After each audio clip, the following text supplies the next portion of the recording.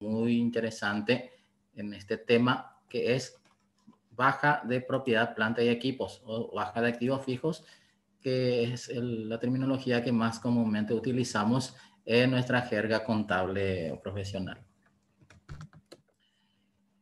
Quisiera saber qué tal me están escuchando. Estoy teniendo un buen retorno. Quiero saludar a todos. Hay 71 personas conectadas, 74 en este momento.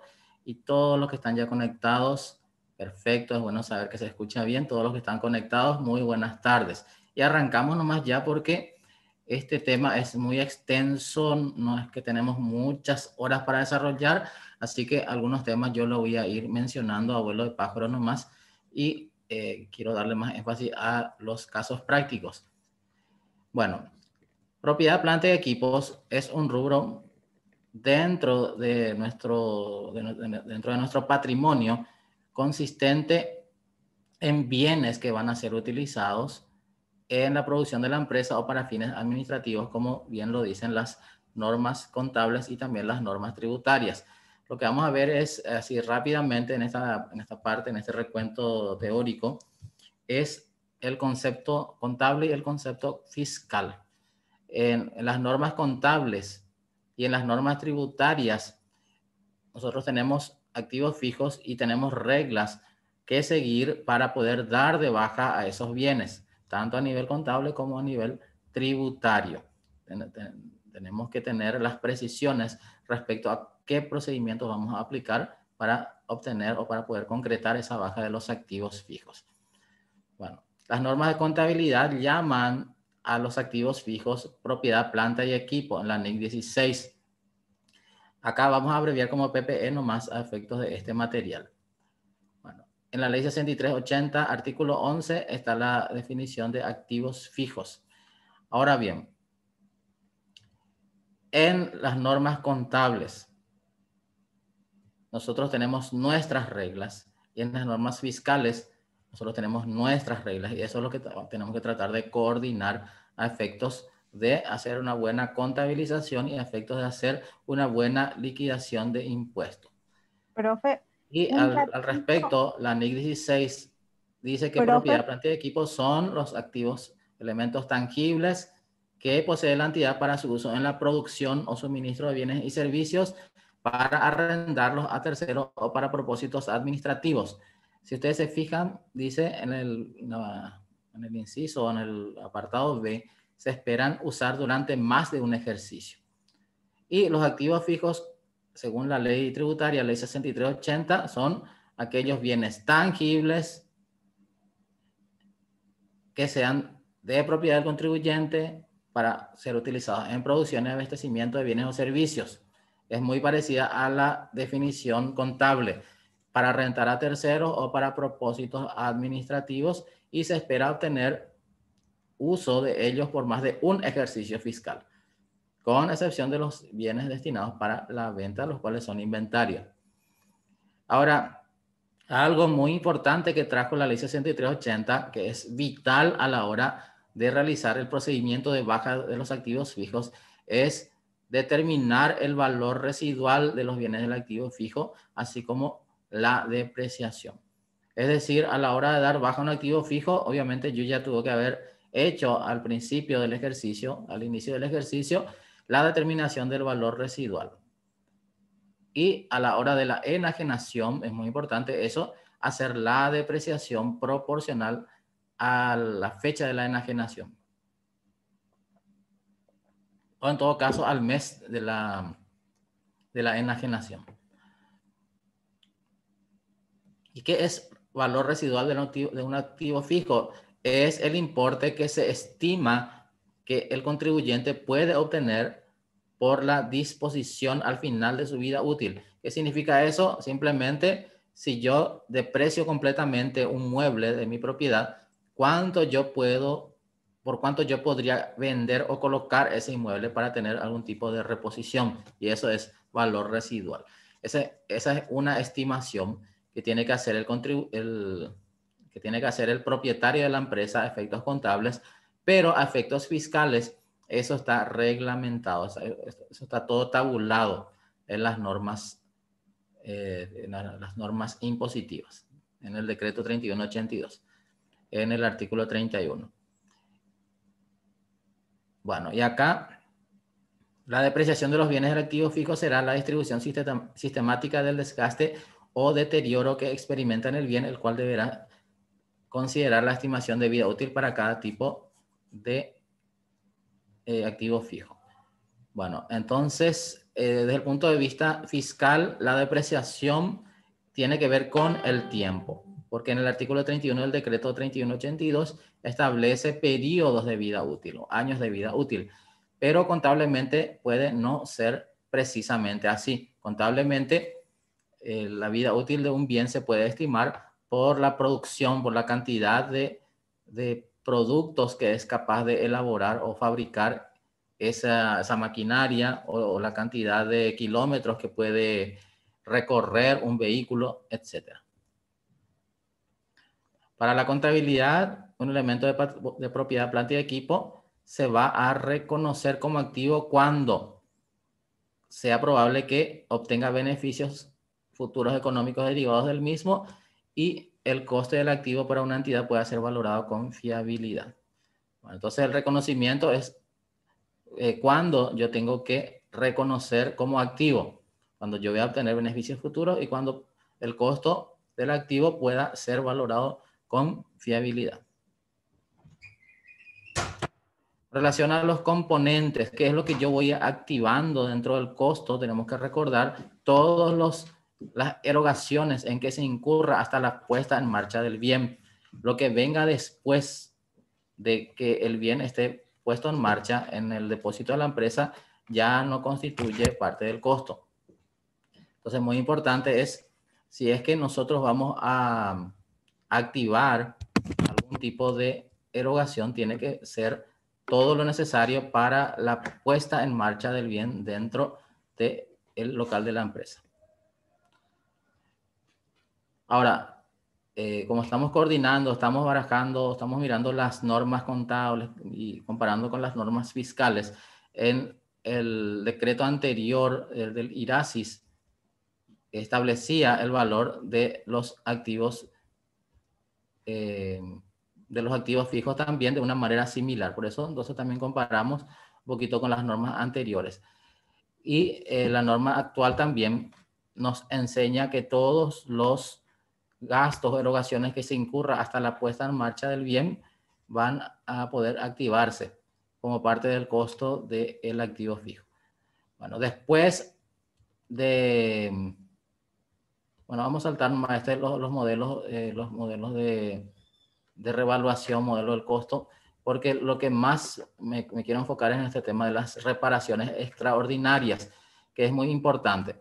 Para la norma contable, si es que un bien que se incorpora a un repuesto o una parte, una pieza que se incorpora a mi activo o mi propiedad, planta y equipo, va a hacer que este tenga una prolongación de la vida útil, entonces se puede activar. Por ejemplo, si un vehículo se le estropea el motor, yo voy a tener que cambiar el motor.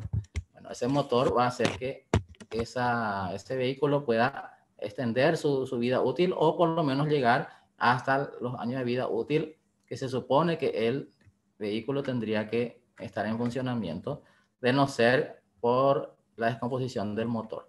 Entonces, contablemente, ¿qué hago yo? Doy de baja al motor dañado y doy alta al nuevo motor. Ahora, tributariamente eso no se puede hacer. ¿Por qué no se puede hacer? Porque la norma tributaria es en función al tiempo. Es decir, si yo compro un vehículo con el motor incluido, obviamente, tengo X años para depreciar completamente ese vehículo. Si es que se me descompone el motor y yo le compro uno nuevo, ese motor nuevo entra dentro del concepto de reparaciones extraordinarias, el cual va a ser considerado como tal cuando supere el 20% del valor fiscal neto del bien al principio del ejercicio en que se realice la misma.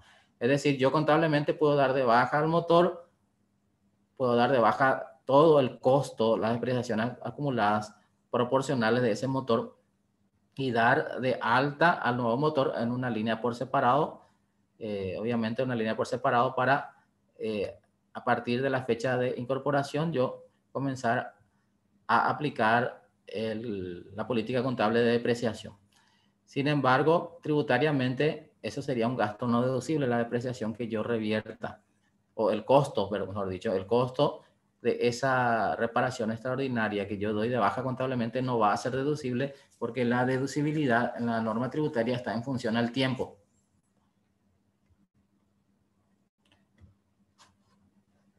Después, con relación a las construcciones o mejoras, se considerará que la parte de la construcción, si es que no se puede discriminar, si compro, por ejemplo, un inmueble y compro entero con todo lo plantado ahí, como normalmente dicen las escrituras, y yo no sé cuánto es el valor de la construcción, me dice que yo voy a considerar la relación entre el valor fiscal establecida para el impuesto inmobiliario, en la boleta del impuesto inmobiliario hay una relación entre la superficie del terreno y tenés también el dato de el importe de la construcción. Entonces hay una relación ahí que se puede establecer entre lo que dice la boleta del impuesto inmobiliario, tanto de construcción y tanto de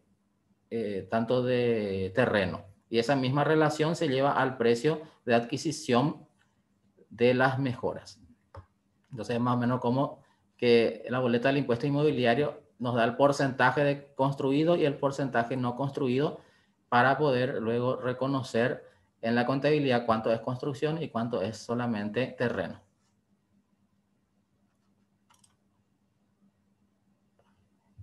Y nuestro tema principal, baja en cuentas. ¿Cuándo se tiene que dar de baja los activos fijos contablemente? Cuando se haga disposición de ellos. Quiere decir eso, cuando se venda o cuando el dueño se lo lleve o cuando ocurra cualquier desapoderamiento de la propiedad, planta y equipo, del elemento de propiedad, planta y equipo. Y también cuando no se espere obtener beneficios económicos futuros por su uso o disposición. Entonces, en esos casos, cuando ya no me sirva para el propósito para el cual fue adquirido ese bien, por ejemplo, ya no me sirve más la maquinaria, se fundió, se estropeó y ya no hay reparación, bueno, hay que dar de baja en cuentas. Y las pérdidas o ganancias se tienen que clasificar fuera de los ingresos ordinarios. ¿Qué quiere decir eso? La pérdida o la ganancia van entre pérdidas extraordinarias o ganancias o ingresos extraordinarios.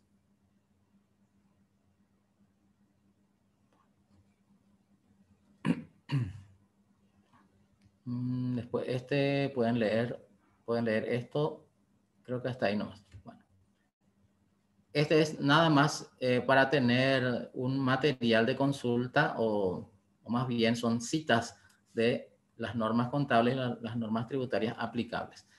Y ahora ya me voy a ir a la parte de los casos, pero antes quiero leer lo que están compartiendo aquí en el chat.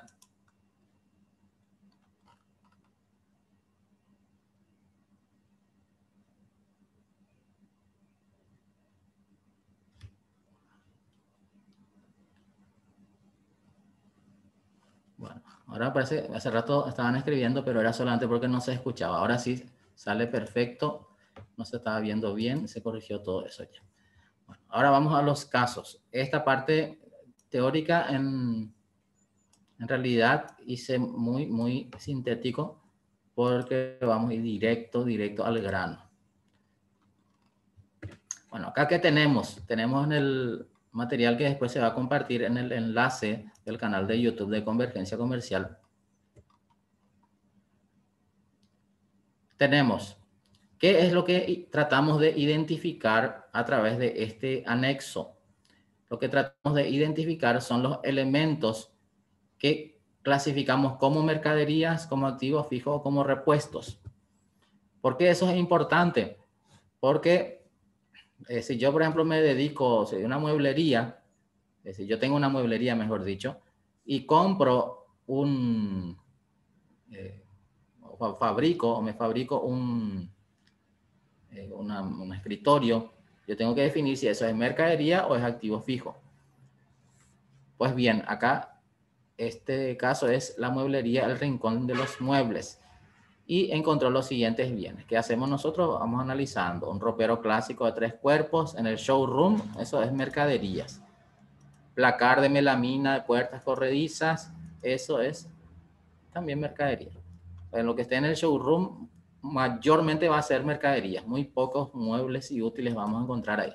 Cómoda maciza de 6 cajones, mercaderías. Mesa de Viena de madera, ¿ven? Hacemos la clasificación porque lo que sean mercaderías tienen un tratamiento totalmente diferente. Acá, escritorio de madera, 3 cajones para asesor de ventas. Eso, nuestro inventario es activo fijo porque es para usos en la producción. En este caso, la producción de la venta. No en la producción del bien en sí, sino tiene que ver con el uso de la empresa operativamente. Sillón giratorio tapizado de cuero color negro para el asesor de ventas es un activo fijo. Computadora de mesa, bla, bla, bla, todo lo que dice las características, activo fijo. Acondicionador de aire, activo fijo. Heladera, activo fijo. Bueno, entonces en el sector taller tenemos también todos los activos fijos, la máquina multifunción, torno copiador, sierra de carpintería, barrena de mano, borriquete, caja de inglete, cepillo de contafibra, formón, serrucho. Bueno, en el taller tenemos todos esos activos fijos. Ahora bien, y acá es donde entran conceptos importantes. Esto que dijimos son activos fijos porque son herramientas o son maquinarias. Ahora, en la parte de depósito, puede que haya de estas herramientas o estos equipos o estas maquinarias, puede que existan repuestos.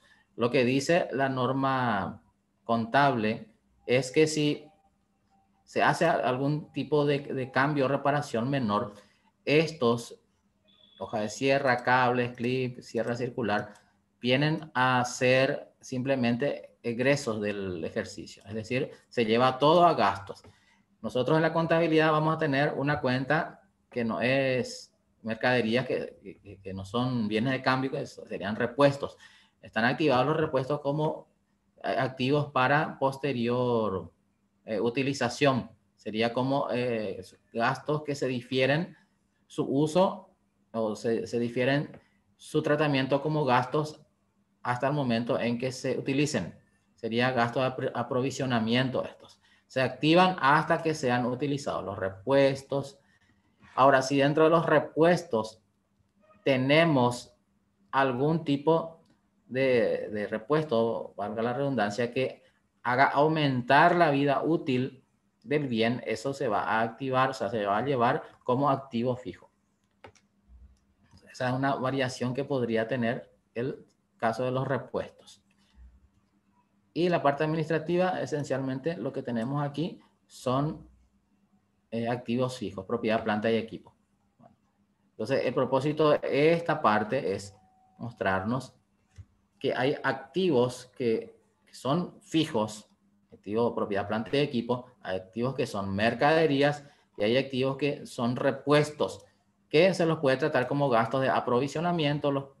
¿Qué significa eso? Se activan, la existencia de estos bienes se activan y se van llevando a gastos a medida que se van utilizando. Pero si acaso uno de estos repuestos hace que aumente la vida útil del bien, por ejemplo, un repuesto, un motor, una pieza importante de una maquinaria, eso se va a tener que considerar una reparación extraordinaria y activar. Ricardo dice, profe, ¿cambió el método de revalúo y años de vida útil de los bienes? Sí, Ricardo, cambió. Vamos a ver en los casos prácticos, vamos a mirar la comparativa entre el decreto artículo, no me acuerdo del IRASIS, qué número era el artículo del decreto 6359, pero sí me acuerdo del 3182, que es el artículo 31. Y ahí cambian los años de vida útil en relación a la regla anterior. Pero vamos a ver cuál es la regla aplicable a los bienes que ya existían al principio de este año. Vamos a ver eso dentro de un rato cuando lleguemos a la parte de casos. Después acá en el anexo 2, entre lo que les había leído en el PowerPoint, que leí nomás y abuelo de pájaro por el tema del tiempo, que quiero darle más tiempo a la parte práctica. era que todos los costos o todas las erogaciones que se incurra hasta la puesta en marcha del bien se van a llevar como activos, es decir, se van a activar dentro del elemento que se está incorporando al patrimonio de la empresa. En este caso, una maquinaria multifunción motor 3 HP. Se está importando esa maquinaria. Y tenemos un precio que incluye, o sea, precio CIF de 18 millones. Y después todos los gastos aduaneros, tributo aduanero, servicio de valoración, reposición consular, INDI, impuesto al valor agregado, todos esos se pagan hasta la puesta en marcha del bien. Y acá tenemos todo lo que está acá, se lleva al activo, es decir, todo lo que no sea recuperable. Por eso ponemos acá va al costo. ¿Qué es lo que no va al costo? No va el IVA, crédito fiscal de todos estos que tenemos acá. Ahora bien,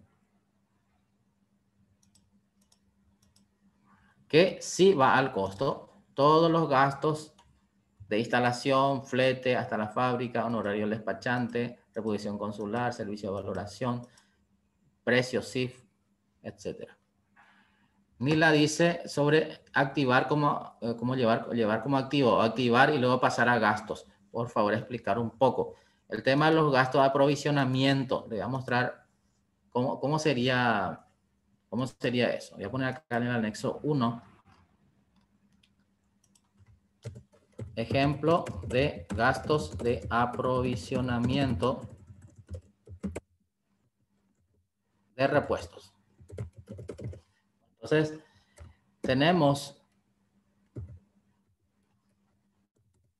está activada en la contabilidad la suma de guaraníes 45 millones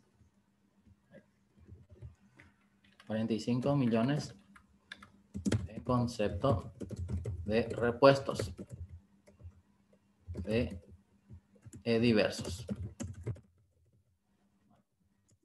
En el mes de noviembre de 2020 se utilizaron repuestos por valor de guaraníes, ponerle de 6 millones. Realizar los asientos correspondientes. Bueno, en realidad es un asiento nomás. ¿Cuál es el asiento que se tiene que hacer? Yo tengo repuestos diversos en el activo y tengo acá gastos por aprovisionamiento de repuestos. Bueno, es muy largo el nombre, pero ustedes le pueden poner un nombre más corto también si les parece.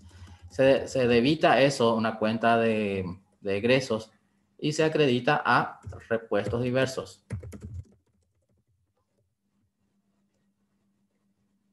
Esto de acá 6 millones. Y acá 6 millones. Esta es una cuenta de egresos y esta es una cuenta activo. Activo.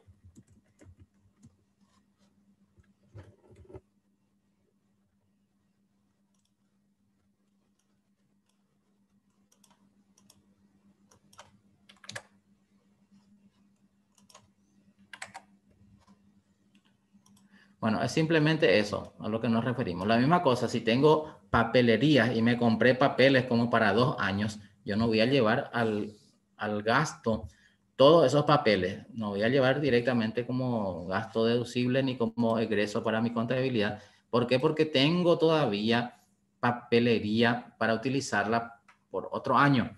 O sea, para un año voy a tener que hacer un asiento como este.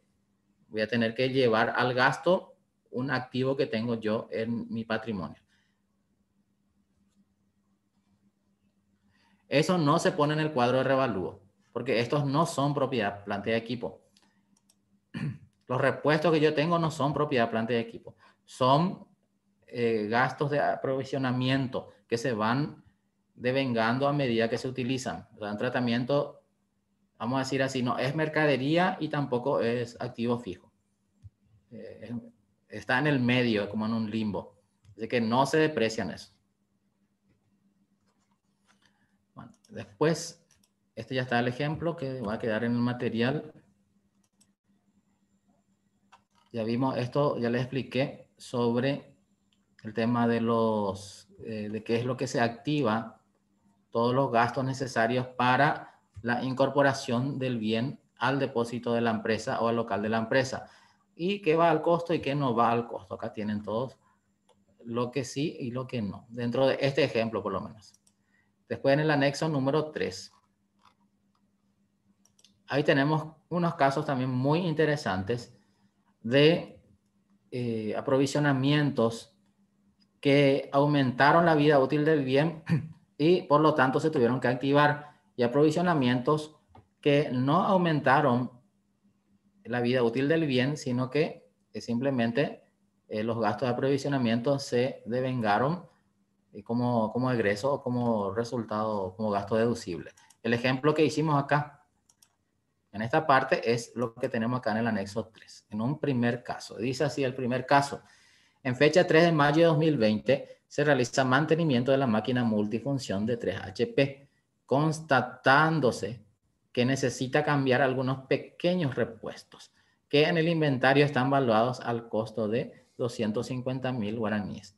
Es lo que estábamos diciendo. Esos son pequeños repuestos, qué sé yo, le cambia qué sé yo, un perno, le cambia un cable que se te, sí, un perno que se te sulfató, qué sé yo, cambiar un cable que ya se derritió, etc. Bueno, entonces, ¿qué es lo que hacemos? El asiento, tenemos que hacer gasto de mantenimiento de máquinas a repuestos y accesorios.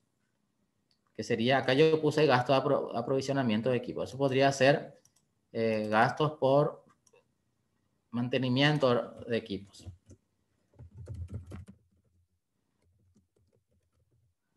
Eso creo que es mejor.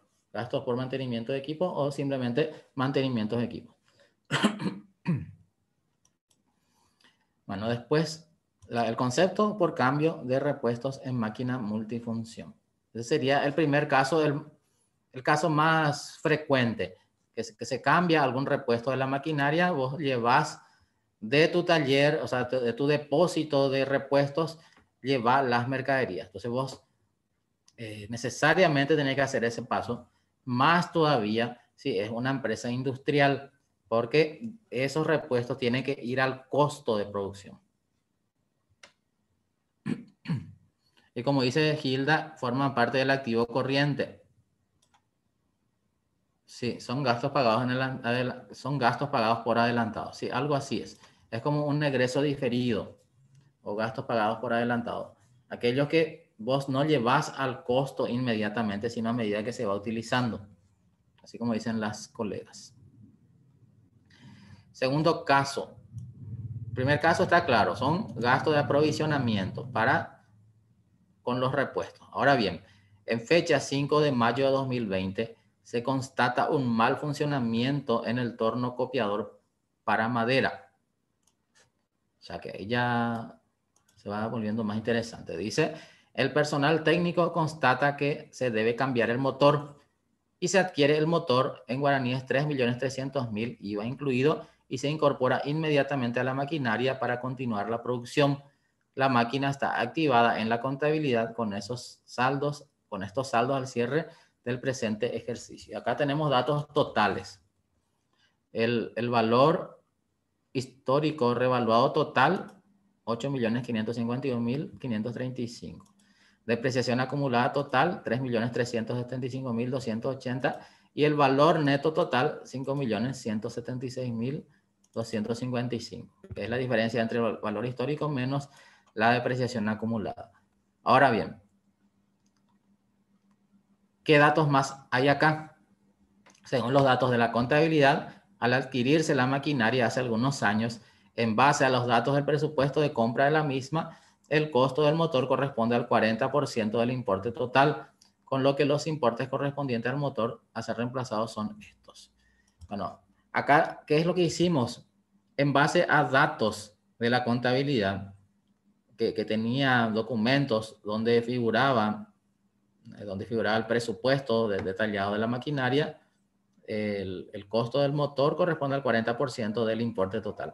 Ahora, si no se tiene en un presupuesto esa relación, se tendría que buscar algún tipo de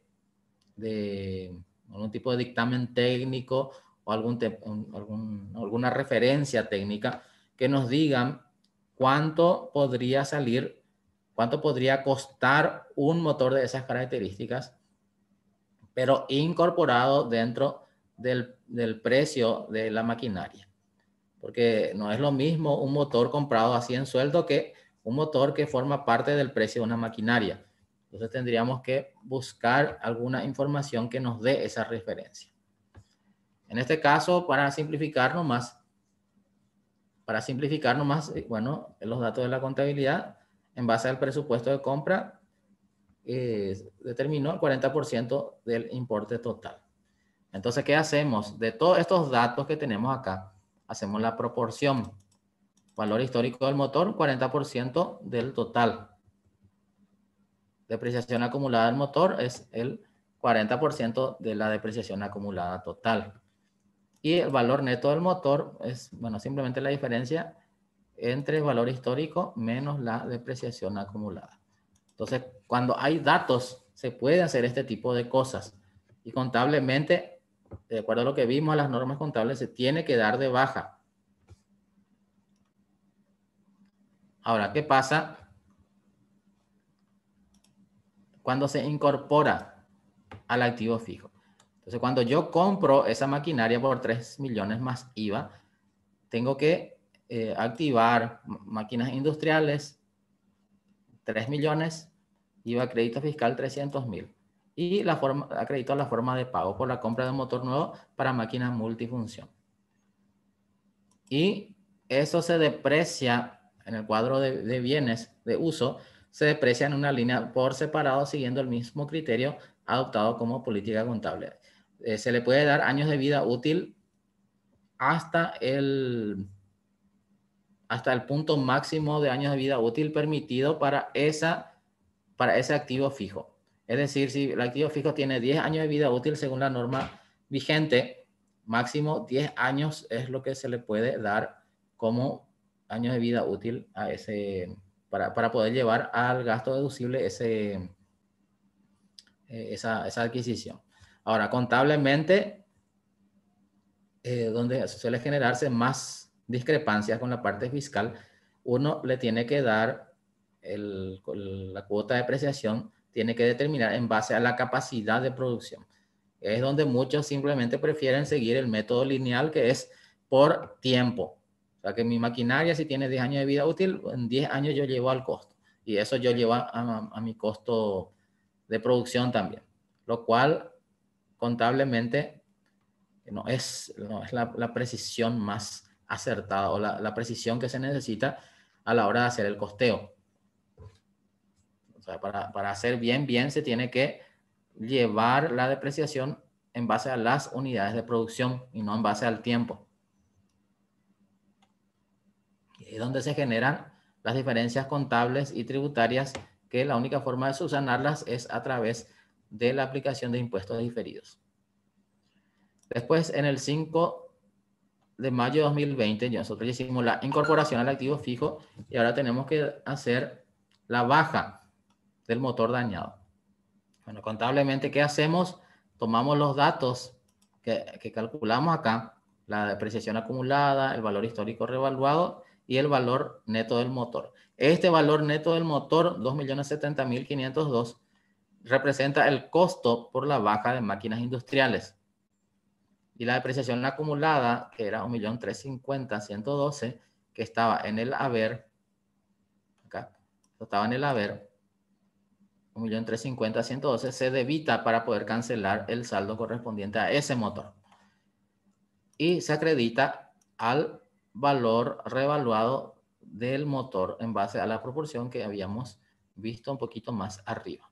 Ahí tenemos entonces el asiento por baja del motor dañado.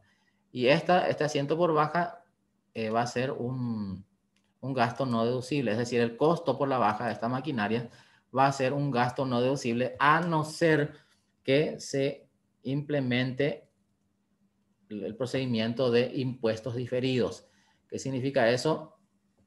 Hacer la baja contable, reconocer el egreso en el ejercicio contablemente, pero fiscalmente hablando, esto activar. O sea, se hace un ajuste contable para llevar esto a un crédito por impuestos diferidos. O sea que la cuenta va a quedar así, pero se tiene que hacer un asiento donde se reconozca el crédito por impuesto diferido, lo cual se va a ir aplicando a medida que pase el tiempo y esta porción no deducida pueda sí deducirse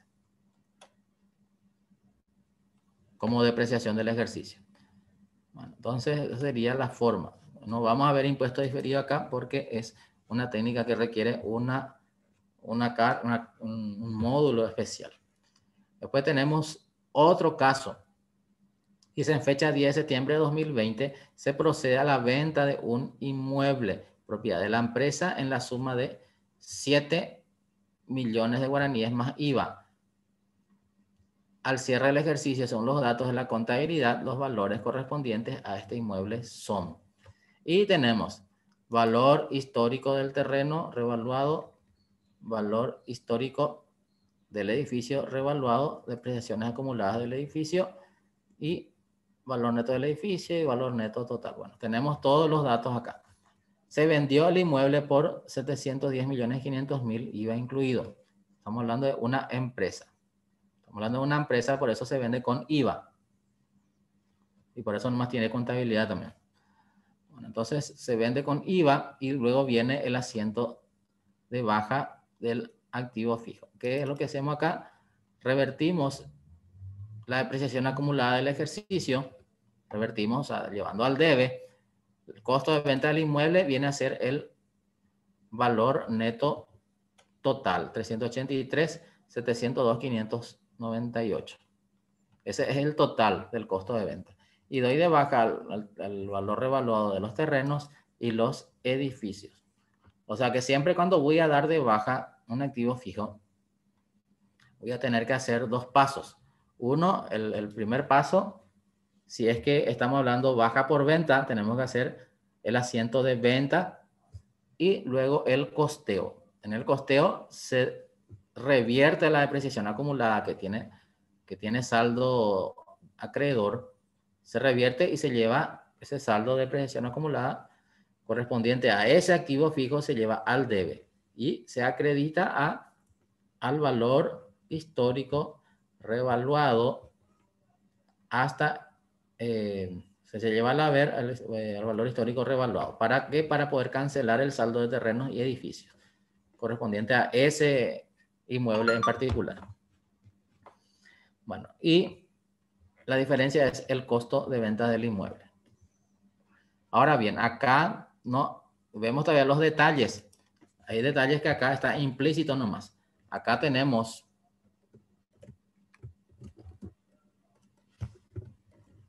nuevas reglas. Vamos a poner nuevas reglas. No vimos todavía eso porque vamos a ver en los casos. Nuevas reglas, valor, se llama eso valor residual. Siempre se me va el nombre, curiosamente, siempre en las clases se me va el nombre de eso, valor residual. Este valor residual se tiene que determinar antes de hacer la baja. Entonces, nuevas reglas, determinar el valor residual. Ya no se hace revalúo. Ya no se hace revalúo.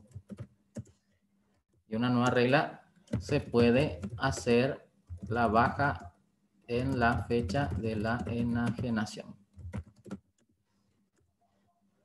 ¿Qué significa eso? Con la regla anterior, si ustedes vieron el free de mayo del año pasado, este mismo material lo estuvimos utilizando, pero con las reglas del IRASIS. Teníamos que esperar que se haga el revalúo a cierre del ejercicio. Teníamos que esperar que salga el coeficiente, la resolución de actualización que determina el coeficiente de revalúo de los bienes en existencia o los bienes enajenados en tal o cual mes. Ahora ya nos hace falta esperar que llegue el cierre del ejercicio para hacer el asiento de baja del activo fijo, porque ya no se va a hacer un revalúo. Por ese motivo es que si la enajenación se hizo el 10 de septiembre, yo la baja en cuentas ya puedo hacerlo el 10 de septiembre y no esperar que salga la resolución de actualización que me determine el coeficiente de revalúo. Eso ya no hace falta.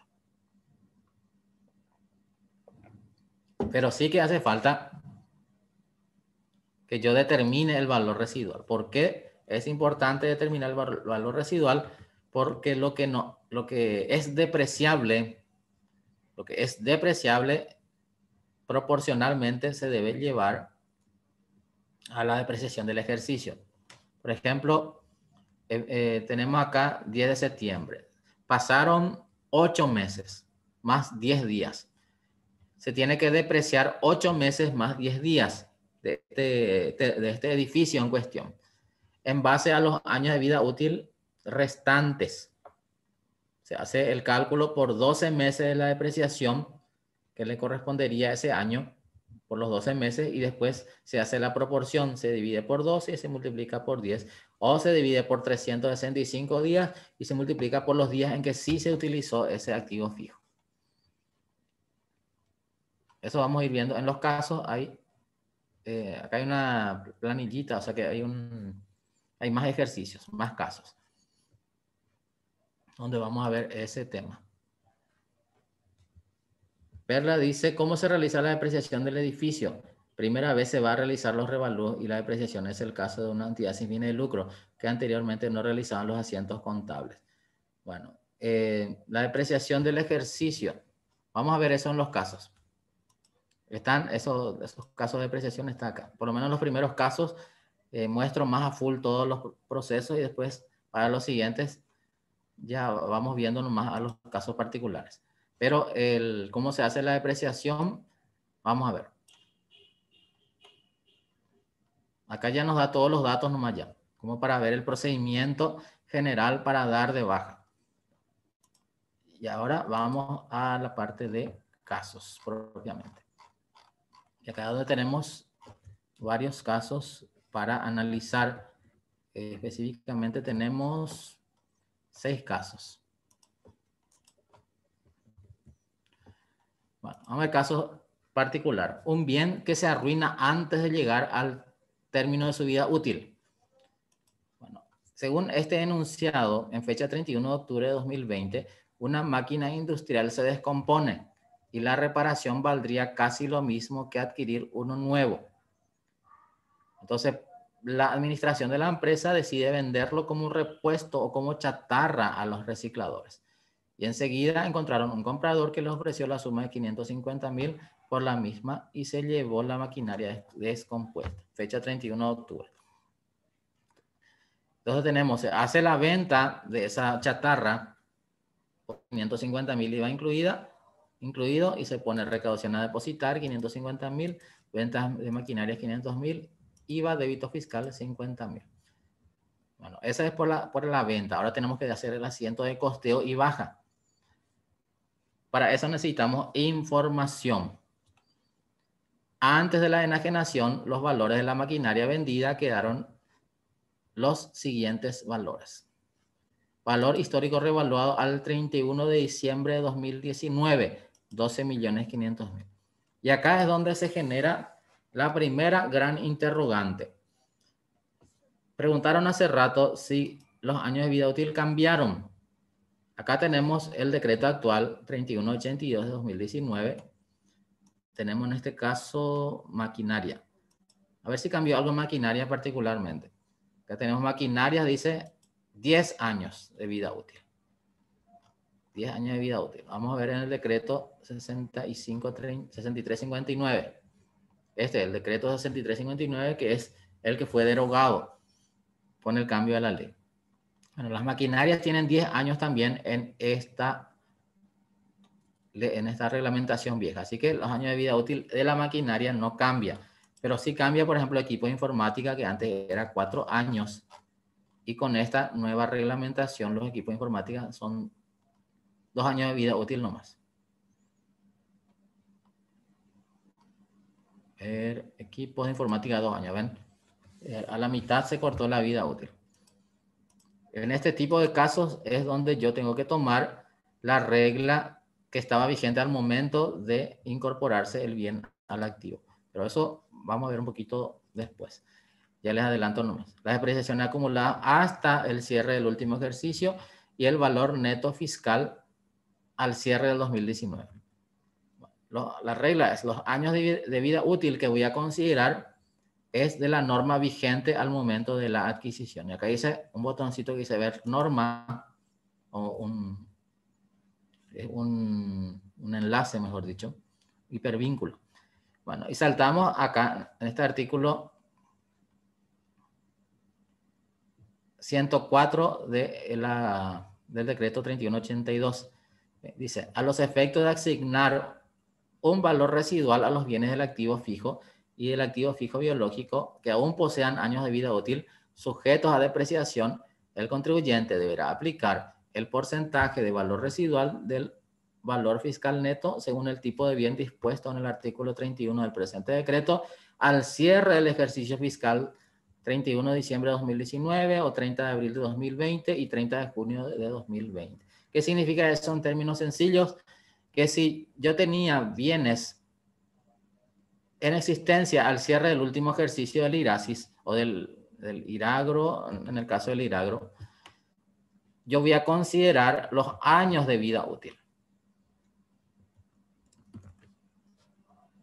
Acá, que aún posean años de vida útil, sujetos a depreciación. Bueno, si tengo años de vida útil sujetos a depreciación, yo voy a considerar el porcentaje de valor residual del valor fiscal neto. Entonces, porcentaje de valor residual del valor fiscal neto según el tipo de bien dispuesto en el artículo 31 del presente decreto. Entonces, yo voy a considerar los años de vida útil. ¿Y qué pasa con el valor fiscal neto? Precisamente el artículo 30 del decreto 3182 dice, para determinar los años de vida útil y la consecuente determinación de la cuota de depreciación serán aplicables las disposiciones vigentes al momento de la adquisición de los activos respectivos. Bueno, entonces, yo voy a considerar años de vida útil y voy a considerar valor fiscal neto al cierre del último ejercicio del IRASI o del IRAGRO según corresponda. Eso es lo que significa. De modo entonces que para partir mi depreciación 2020, yo voy a comenzar con el valor fiscal neto de 2.500.000 para este caso.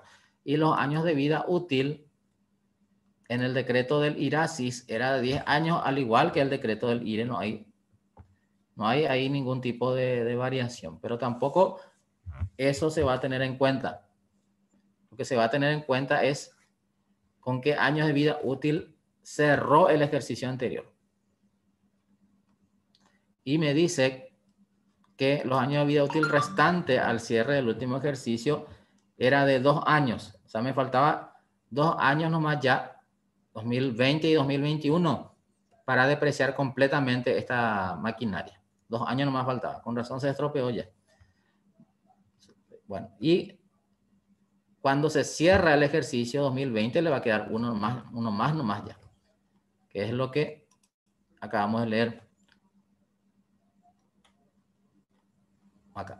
Para la terminación de los años de vida útil serán aplicables las disposiciones vigentes al momento de la adquisición de los activos respectivos. Entonces me queda 1 año nomás ya. Mi valor residual, según el artículo 31 del decreto 3182, el valor residual para las maquinarias es de 20%. Acá, 20%. Y el importe del valor residual, 500.000. ¿De dónde yo saco este 500.000? aplico, de acuerdo a la regla que vimos recién, para determinar el valor residual. Primero voy a considerar si es saldo, si hay saldo al 31 de diciembre de 2019 de valor neto fiscal, utilizo ese saldo de valor neto fiscal.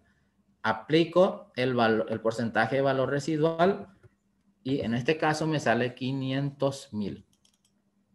Repito, valor neto fiscal al 31 de diciembre de 2019, 2.500.000 por el valor residual dispuesto en el artículo 31 del decreto 3182. Me equivoco acá, decreto 3182.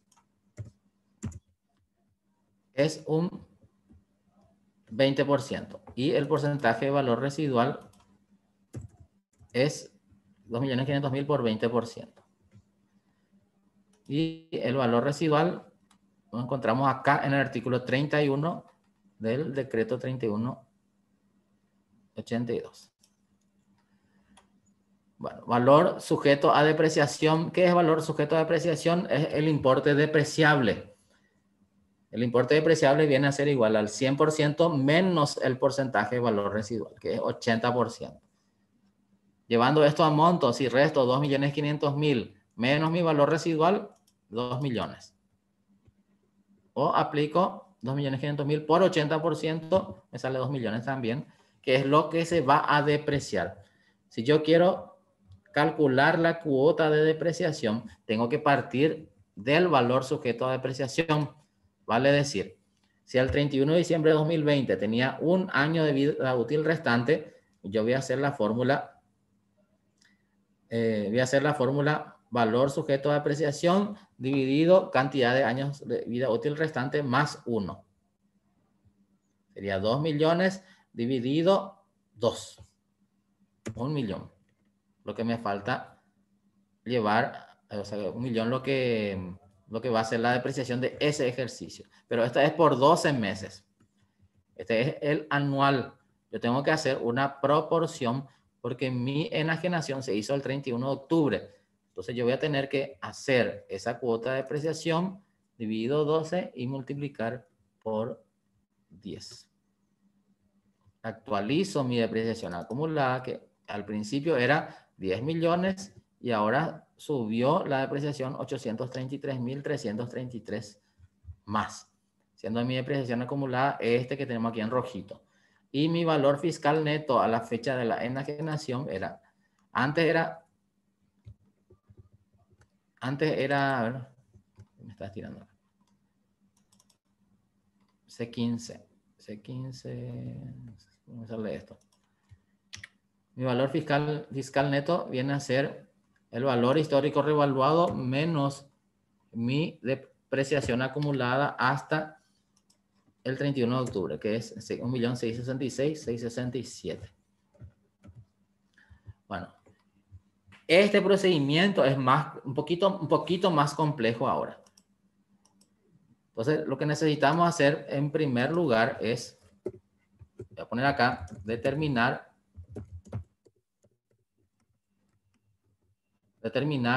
el valor residual. Yo determino mi valor residual en base al artículo 31 del decreto 3182. Y el segundo paso sería aplicar el porcentaje de valor residual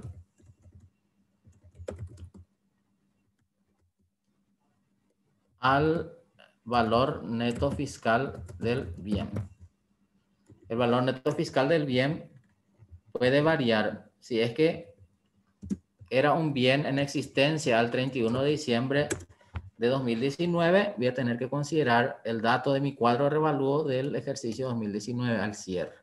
Pero si es un bien que se adquirió este año y yo utilizo la técnica o el procedimiento de depreciar al mes siguiente, entonces voy a considerar el precio de adquisición nomás ya.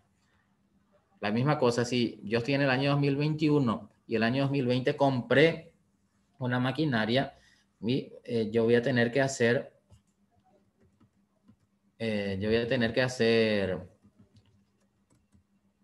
la determinación del valor residual pero no hacer ninguna depreciación en ese primer ejercicio y hacerlo recién al año siguiente. Bueno, entonces aplicar el porcentaje de valor residual al valor neto fiscal o valor de costo del bien. Sería el segundo paso que nosotros hicimos. Determinamos que aplicando el porcentaje de valor residual por el valor neto fiscal del bien o valor de costo del bien, eso era de 500.000 guaraníes. Después, el tercer paso. Tercer paso era determinar el importe sujeto a depreciación. Es el tercer paso.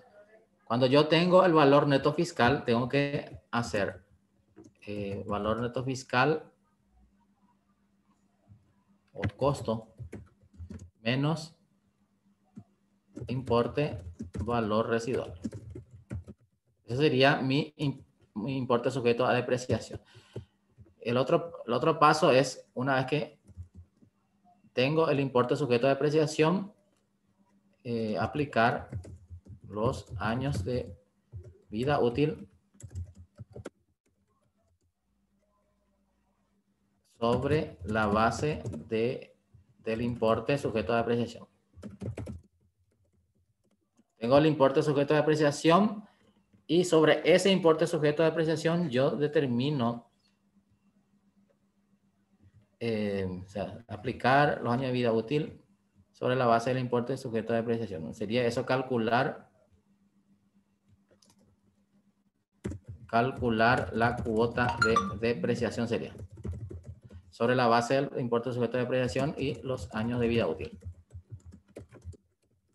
Eso sería lo correcto. Bueno, después, ¿qué más?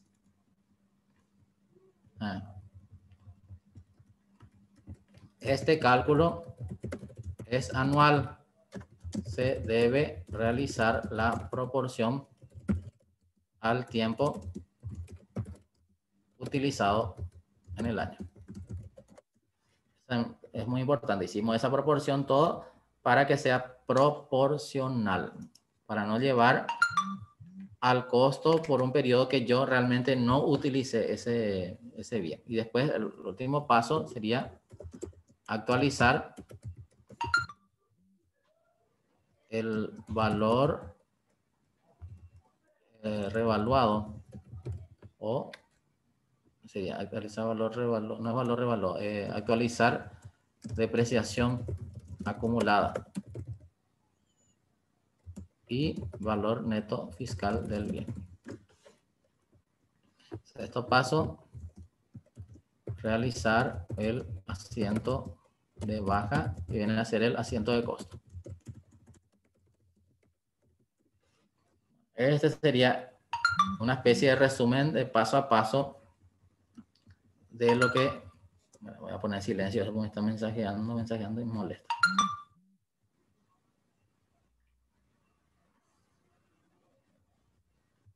Bueno, ahí está. Entonces voy a poner en cuadrito este acá.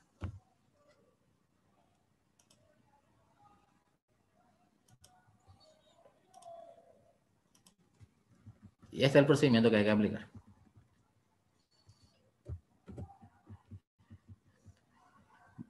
Y cuando yo actualizo mi depreciación acumulada, tengo mi valor histórico que ya no se va a revaluar, queda ahí como cerró el año anterior. La diferencia es el costo de la maquinaria industrial. Y eso es lo que hay que hacer. Hay que realizar este asiento de costeo. Ahora tenemos otro caso. Tenemos el caso de un escritorio de oficina que se ha destruido por causa de la creciente del río Paraguay que inundó la oficina. El caso anterior era de la venta de una chatarra, una maquinaria que se volvió chatarra. Ahora es un escritorio de oficina que se inundó por la creciente y ya no hubo caso ni de vender como chatarra ni como basura. Probablemente tuvieron que pagar para que lleven la basura. La administración de la empresa decide destruir por completo el mueble y deshacerse de él. Al cierre del ejercicio, los saldos contables de dicho bien nos dan estos montos. Ese mueble se compró por 1.500.000 y se fue revaluando hasta el 2019, tenía un valor histórico revaluado de 1.815.000. Las depreciaciones acumuladas hasta 2019, 1.270.500. Y tenía un valor neto fiscal al cierre de 2019 de 544.500. Los años de vida útil, según norma vigente al momento de la adquisición, 10 años. A ver norma.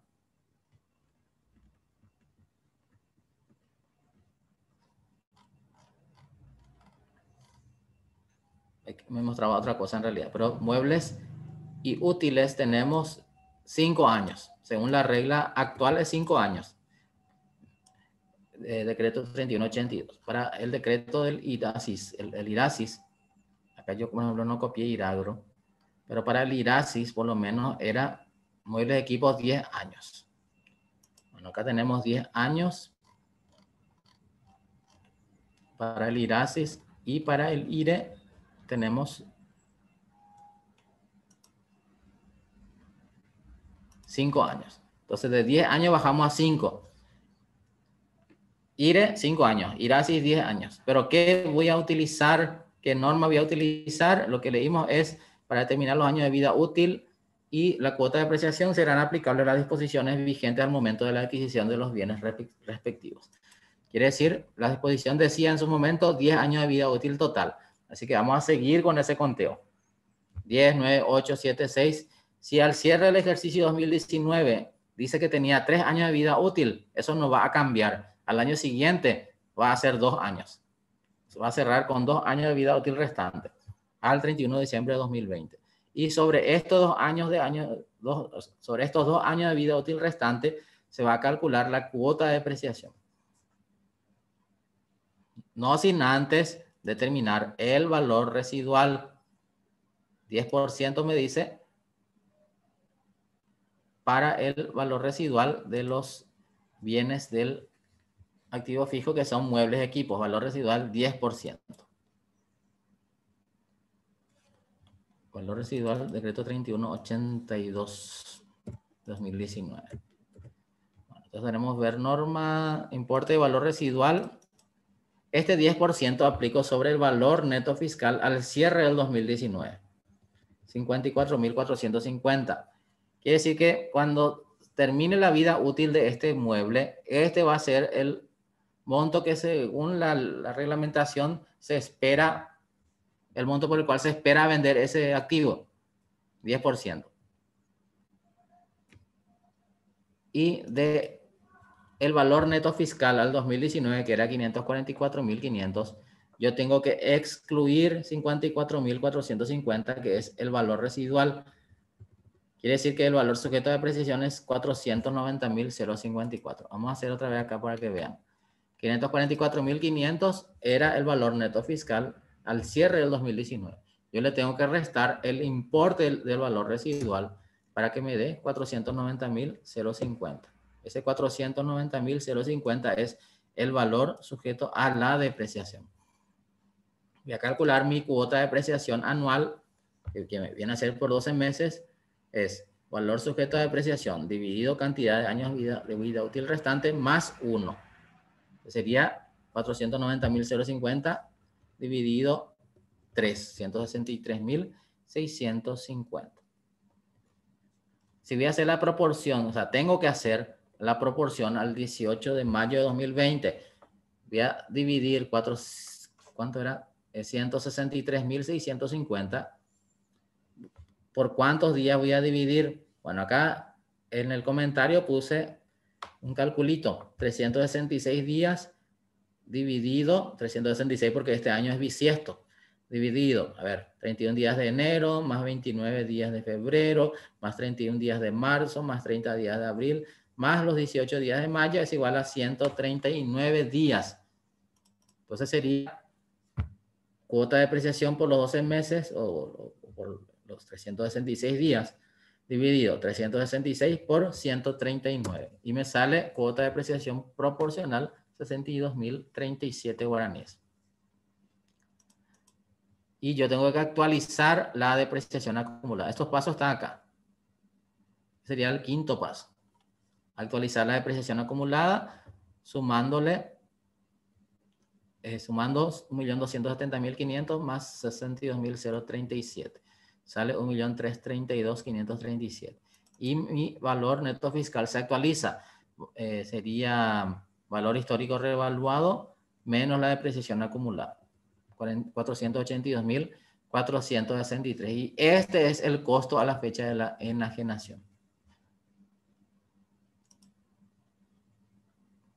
Marciana dice, varía el porcentaje de valor residual. No, Marciana, porque eso está ya tabulado en la reglamentación. Artículo 31 ya te dice, ahí te dice al lado ya cuánto es el porcentaje de valor residual para cada tipo de bien. Eso no varía.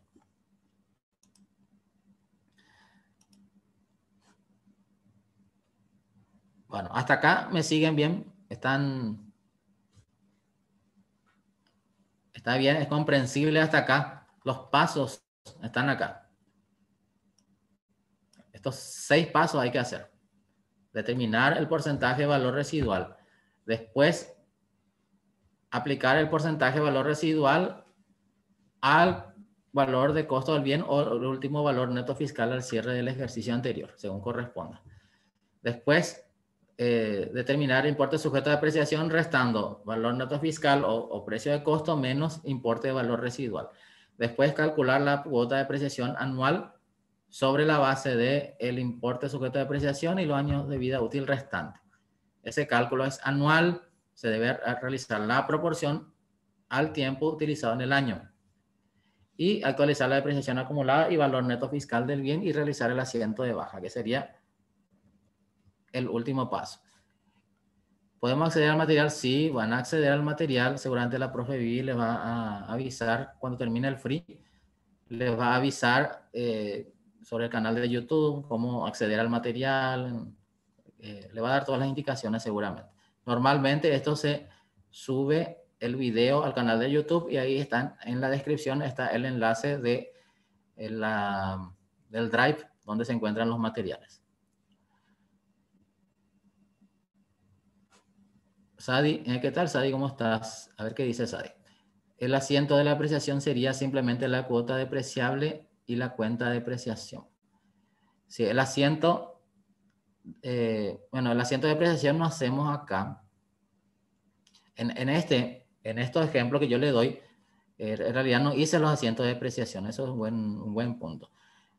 Solamente hice el asiento, si es que hay una facturación, sería venta contra forma de pago o gastos contra ingresos. Entonces sería el asiento del ingreso y después el asiento del costeo. Por el asiento de la depreciación no hice. El asiento de depreciación sería depreciación del ejercicio a depreciación acumulada. Pero el asiento de depreciación propiamente no está acá. Creo que eso sería un buen punto para considerar para agregar al material. Bueno, después... Bueno, hasta acá cerramos y analizamos dos variables.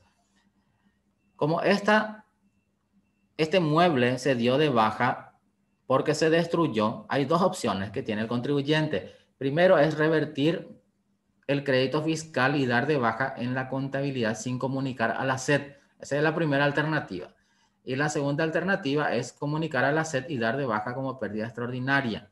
Entonces, ¿qué es lo que va a hacer? Vamos a ver primero la norma. Revertir el crédito fiscal y dar de baja en la contabilidad sin comunicar a la SED. Lo que me dice es...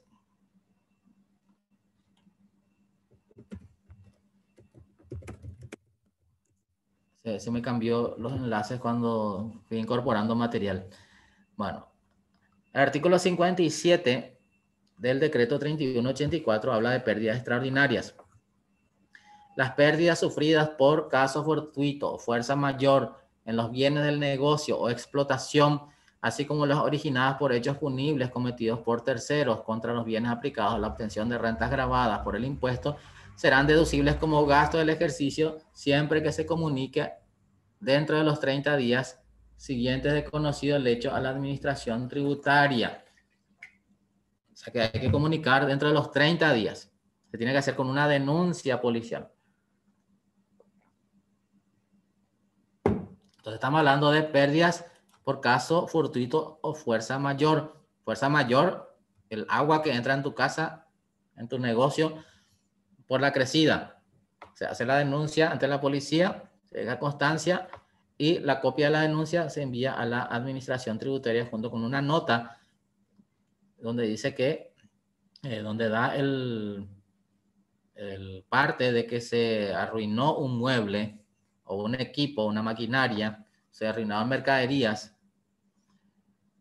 En ese caso, se da una nómina, dice acá, para efectos de la verificación y cuantificación de las pérdidas sufridas. El contribuyente deberá contar con una nómina de los bienes afectados con especificación de cantidades, un mueble de tal característica, de tal medida, valor neto fiscal al cierre, o sea que todo el cuadro de revalúo a la fecha del suceso. Dice contar con una nómina de los bienes afectados con especificación de cantidades, unidades de medida y costos unitarios, según documentos de registro contable, los que deberán formar parte del archivo tributario. Entonces, esto, en realidad, los documentos forman parte del archivo tributario, pero a la administración tributaria se le comunica, se le comunica que se arruinó un mueble cuyo valor neto fiscal a la fecha del suceso fue de guaraníes tanto. Inclusive se le puede agregar ahí un extracto de el cuadro de revalúo hasta esa fecha. Se hace un cuadrito de revalúo ahí con todos los cálculos que se hicieron. Dice, bueno, esta es la determinación de la pérdida extraordinaria sufrida por caso fortuito o fuerza mayor. Bueno, pero los detalles, costo unitario, unidades de medida, los documentos, todo lo que respalde el costo de esa pérdida extraordinaria tiene que formar parte del archivo tributario, dice acá. Esa sería la segunda opción, comunicar a la SED y dar de baja como pérdida extraordinaria. Y lo otro es no comunicar a la SED, sino simplemente llevar como gasto no deducible. Pero, con esta nueva ley cambió un poquito las reglas. Cambió un poco las reglas porque a partir de ahora ya es también, acá está, artículo 88, ley 6380, cuando habla de los créditos fiscales, dice, en los casos de destrucción, sustracción de bienes o cualquier otro evento que ocasione el desapoderamiento de los mismos, el contribuyente deberá revertir el IVA crédito fiscal afectado a dichos bienes. Esta reversión tendría que reglamentarse porque está en el decreto del IVA, habla de que la administración tributaria dará las precisiones respecto a unos aspectos, entre ellos es la documentación para revertir el crédito fiscal afectado a los bienes que por fuerza mayor, sustracción o cualquier evento que produjo el desapoderamiento, se tuvo que hacer esa reversión. Acá está. Artículo 26 del anexo del decreto 3107. La administración tributaria emitirá la reglamentación de los documentos que respaldarán la destrucción, sustracción de bienes o cualquier otro evento que ocasione el desapoderamiento de los mismos, así como la entrega de bienes a título gratuito. Esa documentación, o sea que esa resolución donde especifica la documentación no fue emitida hasta ahora. La resolución 39 es la resolución reglamentaria del IVA y no especifica absolutamente nada al respecto. Así que mientras que no haya una norma que especifique, la única forma de revertir el crédito fiscal es emitiendo un comprobante de ventas. No hay otra forma en que se pueda hacer. Algunos dicen una nota de débito, pero una nota de débito se refiere a una factura emitida a un cliente. Así que no, la administración tributaria tiene que reglamentar eso. Caso contrario, se va a tener que emitir un comprobante de ventas. Esa es la única forma de revertir el crédito fiscal. Entonces, aún no se emitió la RG que regule la reversión del crédito fiscal, artículo 26 del decreto 3107. Bueno, por ende, como no tenemos una reglamentación, vamos a tener que hacer por facturación la reversión del crédito fiscal afectado a ese mueble. Significa que si yo compré el mueble, utilicé crédito fiscal, tengo que devolver el crédito fiscal si se me roba. Encima que me roban o el río me estropeó el inmueble o un evento de fuerza mayor me destruyó el activo fijo, yo tengo que pagarle otra vez a la SED. Eso es lo que dice acá. Bueno, entonces, ¿qué hacemos ahí? Primero, emitimos el comprobante de ventas a valor de costo. ¿Cuánto es el valor de costo?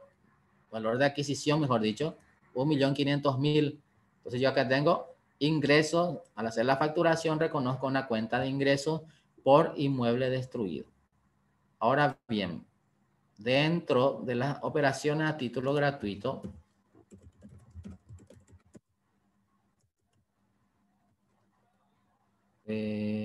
promedio. Se me desarmó cuando agregué filas y se me fue a otro lado. Bueno, dentro de las operaciones a título gratuito, en el IRE me da una regla de que yo tengo que gastar. Artículo 43, bienes a precio no determinado. En los casos de operación a título gratuito o sin precio determinado, así como en la adjudicación, retiro, dación en pago a los dueños, socios accionistas, o aquellos casos en los que se destinen a actividades cuyos resultados no están grabados por el IRE. ¿Qué es lo que pasa ahí? Se tiene que reconocer una renta bruta. Lo que estamos haciendo acá, se emite una factura para revertir el crédito fiscal. También en cuanto al IRE. En cuanto al IRE, al hacer la factura voy a tener un ingreso por el inmueble destruido. Se facturó a precio de costo de 1.500.000 y me generó un débito fiscal de 150.000. Ahora bien, acá es donde entra la parte de Argel, porque me dice en estos casos, operación a título gratuito, sin precio determinado, etcétera, etcétera. O en aquellos casos en que se destinen actividades cuyos resultados no están grabados por el IRE, el valor del bien se establecerá conforme a una de las siguientes opciones. El precio corriente de venta de los últimos 6 meses. Cuando estamos hablando de bienes de la misma naturaleza. Por ejemplo, cuando me dedico a venta de mercaderías y, qué sé yo, destruyo las mercaderías o regalo las mercaderías o el dueño lleva las mercaderías o se dedica a otras actividades para lo cual no está grabado el IRE. Para el cual no está grabado el IRE. Se toma el promedio de los 6 últimos meses a efectos de reconocer la cuenta de ingresos para el IRE. O si es que no se puede determinar de acuerdo a este promedio porque no se trata de bienes de la misma naturaleza, porque es un activo fijo, que la empresa no se dedica a vender activos fijos, porque no es esa la naturaleza del negocio. Entonces se va a determinar el valor de costo más un 30% sobre ese valor. Entonces para la reglamentación, yo tengo mi valor de costo 1.500.000 y tengo un 30% de valor de costo, sería 450, más un 30% del valor de costo, 30, sería 450.000, o sea, acá hay 15 millones, ahí está. Y para la reglamentación, para la norma, se supone que el precio de venta, se presume un precio de venta de 1.950.000 a efectos del IRE, a efectos del pago del IRE. 1.500.000 por la facturación a precio de costo. Y 450.000 por el 30% que dice el artículo 57, numeral o inciso B. Inciso B creo que era.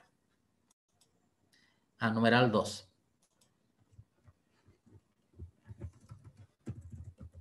Numeral 2 del decreto 3182 de 2019. Eso es lo que me dice. Y esto sería total de ingreso a efectos del IRE.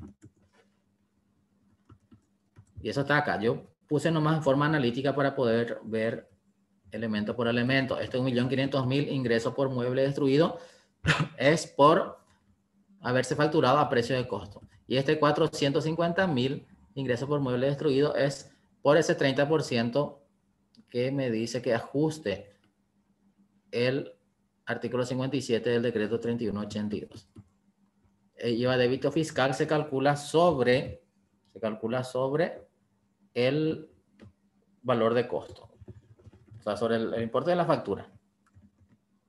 Ahora, acá tenemos todos los ingresos, pero ¿qué hay de la contrapartida? Tenemos la contrapartida, gastos por inmueble destruido, que yo no voy a cobrar. Por eso llevo a gasto. Después, gasto por inmueble destruido, GND, 450.000, tampoco voy a cobrar ese ajuste. Contablemente,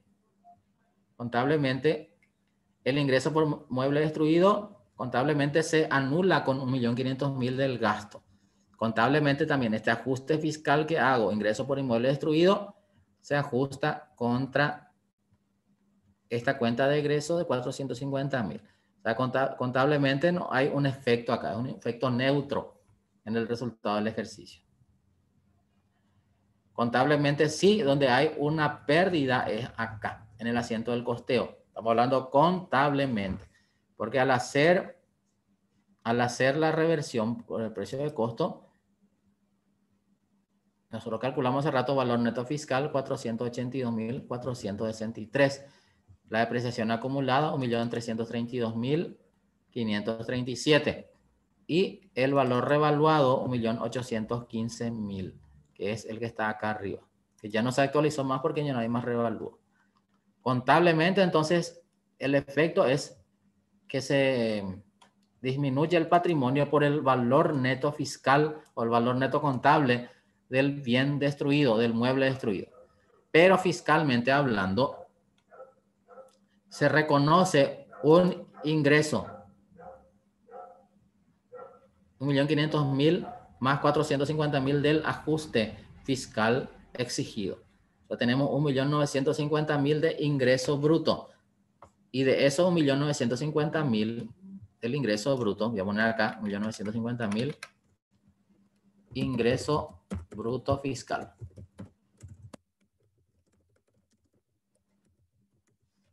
Yo voy a tener acá un costo que sí es deducible, que es 482.463. Costo deducible del bien destruido. Y voy a tener acá 1.467.537 que me va a quedar como una renta bruta. Ese va a ser el efecto fiscal. Y estos gastos no deducibles lo que hace es anular nada más. Que cuando yo hago el ajuste en el formulario 500 del IRE, estos gastos no deducibles lo que hacen es anular nomás estos egresos para que se cree fiscalmente hablando una utilidad por la venta, entre comillas, por la venta de estos activos fijos que en realidad se destruyeron.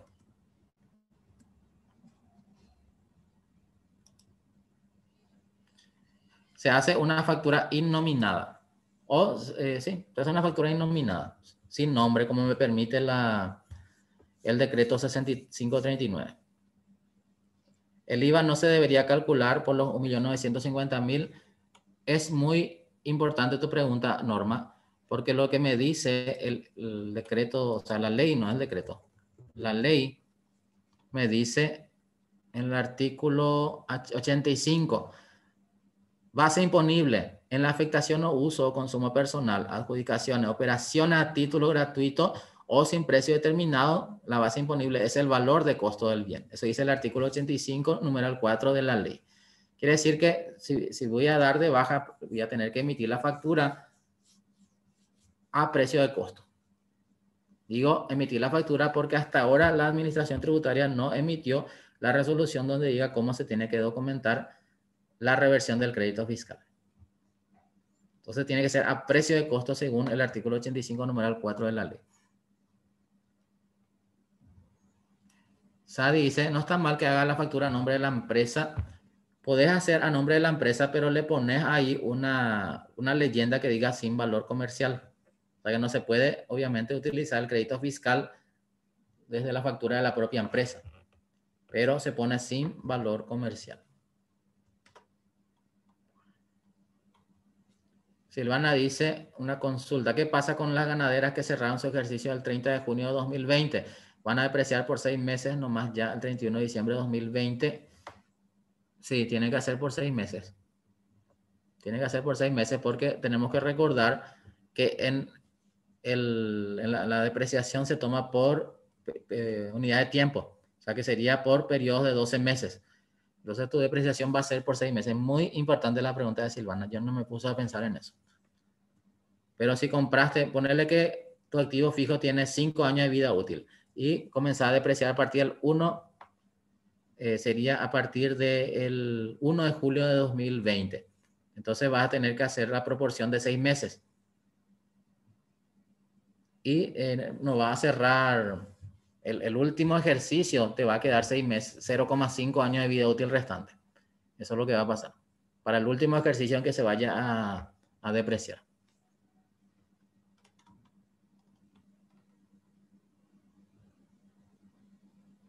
Bueno, hacer unas preguntas. Bueno, está entonces acá, ver norma. Este ya expliqué por qué hay tantas cuentas acá. Ya, este expliqué uno por uno. Ese sería el caso de llevar a GND nomás los gastos y reconocer como un ingreso fiscal, como una renta bruta fiscal. La diferencia entre el ingreso, que sería el ingreso precio de costo más el 30% sería. Entre eso y el costo del bien que se dio de baja. Eso considera como una renta bruta. Ahora bien, ¿cuál es la otra? Comunicar a la SED y dar de baja como pérdida extraordinaria. El asiento de baja del activo fijo es el mismo. 482.000, sí, el mismo asiento de la baja del activo fijo. Lo que va a cambiar es el tratamiento acá. Cuando se emita la factura, por la enajenación, editar comentario, no sé qué pasó acá, se quedó chiquito.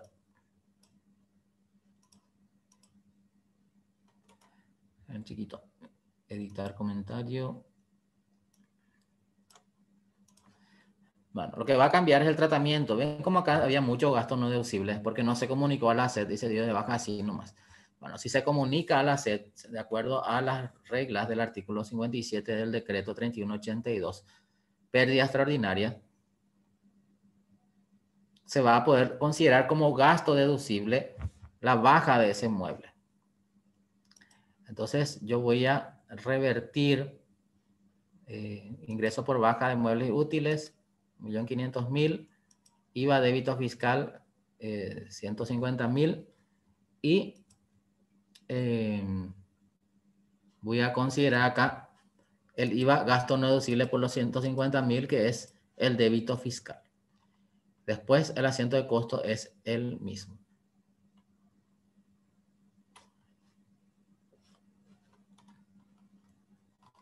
Como no hay tantos GND como en el otro caso. Eso es lo que me refiero. Porque se comunicó a la SED. Después, segundo caso. Me tengo que acelerar porque ya se me está terminando el tiempo. Tengo media hora. Caso 2. Se adjudica el bien al dueño, socio accionista. El señor Juan Pérez, propietario de una unipersonal, retira de la misma una computadora que se encuentra en el activo de su empresa. El precio de costo de adquisición es de 2.600.000 guaraníes. Bueno, ¿qué es lo que tiene que hacerse? Si el señor Juan Pérez retira la computadora, tiene que emitir el comprobante de venta a su nombre. Y eso no le va a servir a él como gasto para su IRP. No le puede servir eso como gasto en su IRP. ¿Cómo él va a documentar un gasto en su IRP de una factura que él mismo se emitió? Entonces no tiene un valor comercial. Él se constituye, él emite la factura a su nombre, es un gasto no deducible porque ya se dedujo el gasto de su... Se va a deducir acá el gasto de esa compra. Se va a deducir acá. El costo del equipo informático se va a deducir acá, junto con la depreciación acumulada de los distintos años en que se fue utilizando el bien, y sería un gasto no deducible para su IRP si eventualmente él quiere llevarlo ahí. No puede usar crédito fiscal tampoco. Entonces, ¿qué hace ahí? Se emite una factura sin valor comercial a precio de costo. O sea, el precio de costo de adquisición fue de 2.600.000. De acuerdo a la ley que estuvimos viendo, artículo 88, perdón, artículo 85, numeral 4, se tiene que facturar a precio de costo, base imponible, precio de adquisición o de costo. Y se lleva a gasto no deducible. También se lleva a gasto no deducible el 30% que me dice la regla del IRE que tengo que reconocer como un plus por encima del precio de costo. Sería supuestamente el precio de venta, presuntamente a efectos del IRE. Ese 780.000 vendría a ser 30% del precio de costo y es también un gasto no deducible. Y el IVA débito fiscal generado por esa factura es un gasto no deducible también para la empresa. Ese sería el asiento por la facturación. Y después tenemos los saldos ya, que todos estos saldos ya están más abreviados los procesos porque ahí pongo una observación, todos estos valores fueron determinados considerando el valor residual obligatorio del artículo 11 de la ley 6380, segundo párrafo. O sea que ya, eso ya no le voy a mostrar porque ya le mostré en los ejercicios anteriores el tema del valor residual, valor sujeto a depreciación, calcular la depreciación acumulada hasta la fecha de la enajenación. Entonces ya voy a obviar nomás ya. Y decimos directamente valor histórico revaluado al 31 de mayo de 2020, depreciación acumulada a esa fecha y el valor neto fiscal a esa misma fecha. ¿Para qué? Eso para determinar el costo. Entonces llevo mi valor neto fiscal es el costo de equipo informático, la depreciación acumulada la revierto y también revierto para cancelar el valor revaluado hasta el 31 de mayo, que es la fecha de la adjudicación del dueño. Es así entonces como se hace en los casos de adjudicación del bien al dueño, socio o accionista. Se lleva a gasto no deducible y se tiene que gravar el IRE a un 30% por encima del precio de costo. O sea que se graba el precio de costo como ingreso y también se graba un 30% del precio de costo como un plus. Estos dos ingresos que tenemos acá, menos el costo del equipo informático, viene a ser la renta bruta.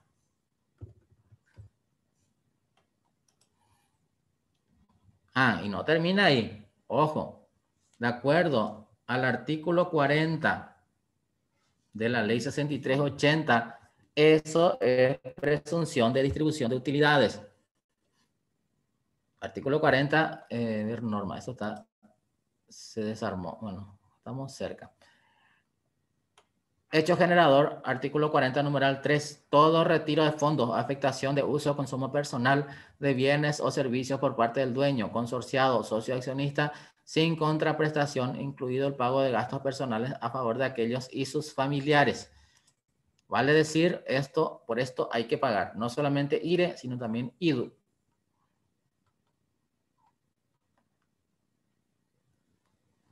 Tengo que hacer el comprobante de retención con fecha de nacimiento de la obligación tributaria 31 de mayo de 2020 y se emite IDU pagado, gasto no deducible 169.000, retención IDU a pagar 169.000. Después, el día 13 del mes siguiente se cancela, ¿de acuerdo?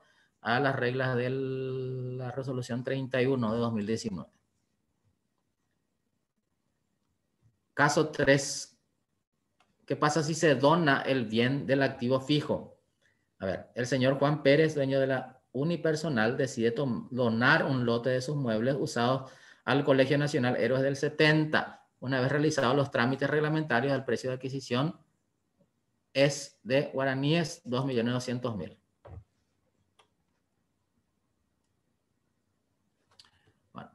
Bueno, acá está mal aplicada la coma. Decide donar al Colegio Héroes del 70 una vez realizados los trámites reglamentarios. Punto. El precio de costo de adquisición es de guaraníes, ahí recién está. Y se entiende mejor. Bueno, entonces, ¿qué hacemos? Se emite la factura. Una vez que se hacen los trámites de rigor, se emite la factura en exenta. Donaciones, 2.200.000. A ingresos por donación de inmuebles, 2.200.000. O sea que eso tiene acá el efecto de que yo voy a reconocer un ingreso y un egreso, pero también tengo que reconocer un costo. Entonces acá tenemos la determinación de los saldos a la fecha de la enajenación con los siguientes datos. Teniendo en cuenta que ya se hizo el cálculo del valor residual, se hizo todo lo que vimos en los primeros casos al 31 de mayo de 2020, que es la fecha de la enajenación de la donación realizada, tenemos un valor de costo de 826.319. Y la depreciación acumulada de los muebles se revierte y se revierte el valor histórico revaluado de los bienes útiles donados. Con relación al tema de las donaciones, lo que me dice el decreto 3107, artículo 52, es que si es que se hace una donación a una entidad educativa o deportiva, el donante, dice, tendrá que presentar a la SED la certificación del Ministerio de Educación y Ciencias tratándose de estas entidades. Y el donante de los bienes deberá registrar la operación en el comprobante de venta respectivo, individualizando al beneficiario de la donación, consignando el importe de los bienes en la columna exenta y deberá conservar copia autenticada de la resolución emitida por la SED en el plazo de prescripción.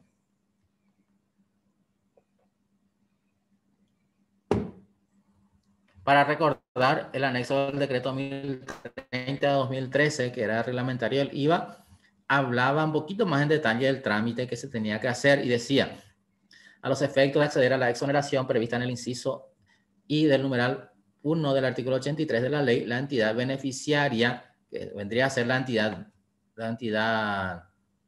educativa o la entidad deportiva, deberá contar previamente con una certificación sobre el destino que se pretende dar a dichos bienes, otorgada por el Ministerio de Educación y Cultura o por el Consejo Nacional de Ciencia y Tecnología, tratándose de entidades educativas, o por la Secretaría Nacional de Deportes, tratándose de entidades deportivas. Y ahí recién la certificación deberá presentarse ante la Administración Tributaria. Este primer párrafo ya se obvió nomás ya en el decreto 3107 y dice directamente, bueno, el contribuyente que done va a tener que presentar la certificación del Ministerio de Educación y Ciencia o la Secretaría Nacional de Deportes.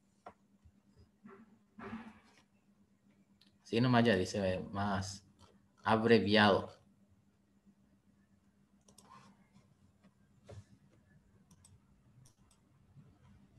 Después, caso 4. El bien del activo fijo fue robado. El señor Juan Pérez, dueño de la empresa unipersonal, denuncia ante la comisaría local el robo de una computadora de uso del negocio.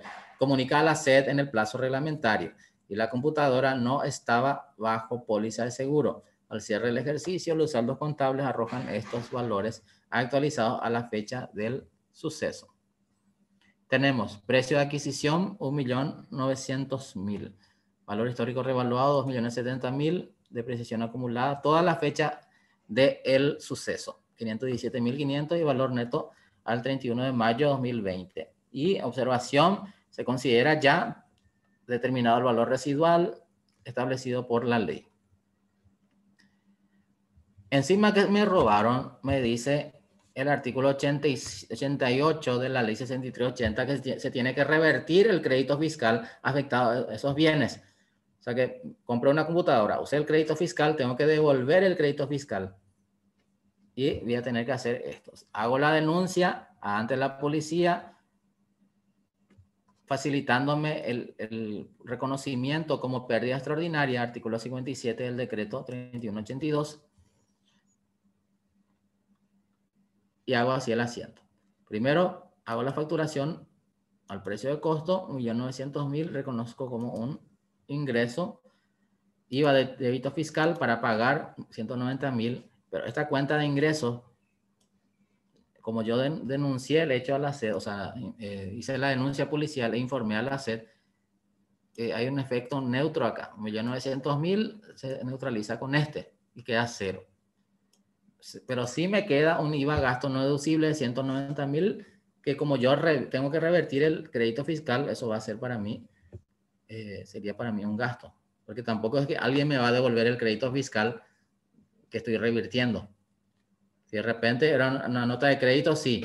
Alguien me está revirtiendo el crédito fiscal y yo tengo que, si estoy haciendo una devolución, se me genera un débito fiscal y yo hago, reconozco la contrapartida.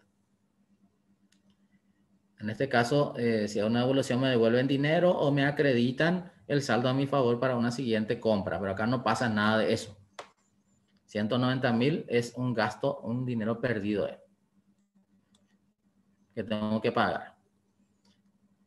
Y hago el costeo, la depreciación acumulada, 517.500, revierto el valor revaluado de los equipos informáticos, 2.070.000, y el costo por hurto de equipos informáticos, que viene a ser el valor neto fiscal a la fecha del suceso. Pero esto solamente voy a poder hacer de esta forma, esta parte, si es que hago la denuncia a la SED. Si no hago la denuncia a la SED, se va a considerar como este caso que vimos hace rato, que tiene muchos gastos no deducibles. Como si fuera una adjudicación. Se tiene que sumar un 30% como si fuera precio de venta y llevar como gasto no deducible toda la contrapartida.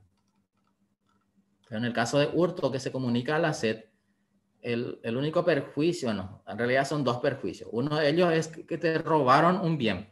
El otro perjuicio es que la SED te obliga a pagarle un IVA por algo que se te robó. Entonces ahí va IVA débito fiscal contra un gasto no deducible.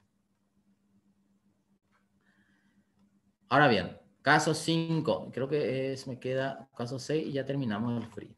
Creo que vamos a terminar. Caso 5, caso de siniestro. El local comercial del señor Juan Pérez sufrió un siniestro. Se incendió parte de sus oficinas. De acuerdo al informe técnico que obtuvo para la aplicación de su póliza de seguro, el porcentaje del edificio que fue afectado por el siniestro fue de un 20%, lo cual el seguro cubrió en fecha 30 de junio de 2020, correspondiéndole en indemnización la suma de 100 millones. El señor Pérez cumplió con la comunicación a la SED dispuesta en el artículo 57 del anexo del decreto 3182 de 2019. Pérdidas extraordinarias. Bueno, entonces, ¿qué es lo que vamos a hacer primero? Todo el rollo, todo ese cálculo de el valor residual. Tengo que calcular la depreciación acumulada a la fecha de la enajenación. Todo lo que vimos en los primeros dos casos. Bueno, entonces tenemos, en primer término, acá, valor de costo inicial del edificio, 400 millones, valor histórico revaluado del ejercicio, tenemos valor depreciación acumulada, sería 181.875.000 y valor neto fiscal 303.125.000. Todos estos son a la fecha del siniestro, como dice acá el título. Todos son al 31 de mayo de 2020. Eso es por el total. Pero como acá me dice, de acuerdo al peritaje que se tuvo que hacer para el tema de la póliza, el porcentaje del edificio que fue afectado por el siniestro fue del 20%. Quiere decir que yo ese 20% es lo que tengo que dar de baja a través de este procedimiento. Entonces, ¿yo qué hago? Gasto, hago la comunicación a la administración tributaria como pérdida extraordinaria, como dice el artículo 57 del decreto, y puedo llevar como gasto deducible. Entonces, ¿qué hago? Gasto por siniestro de edificio deducible 80 millones a precio de, sería a precio de, sería al precio de valor histórico, a precio de costo, es lo que no me venía. Al precio de costo, 80 millones. Valor de costo de la construcción, que sería un 20% del valor total. Valor de costo de la construcción, 20%. Ese sería a efecto de reconocer el ingreso. Tengo que emitir un comprobante de ventas para revertir el crédito fiscal afectado a este. O sea que 20% se me siniestró, eso es 80 millones sobre el total del precio de adquisición. Y 8 millones es lo que tengo que pagar al fisco. Va contra gastos no deducibles. O sea, sin más que se me quema, tengo que pagar IVA otra vez. Y eso es deducible. ¿Por qué? Porque yo comuniqué a la administración tributaria dentro de los 30 días, como dice la reglamentación. Ahora bien, el tema del costeo. Para dar de baja esto, tengo que ver la proporción también. Acá vimos que el valor histórico de la parte siniestrada es un 20% del valor revaluado total. 97 millones doy de baja como edificios.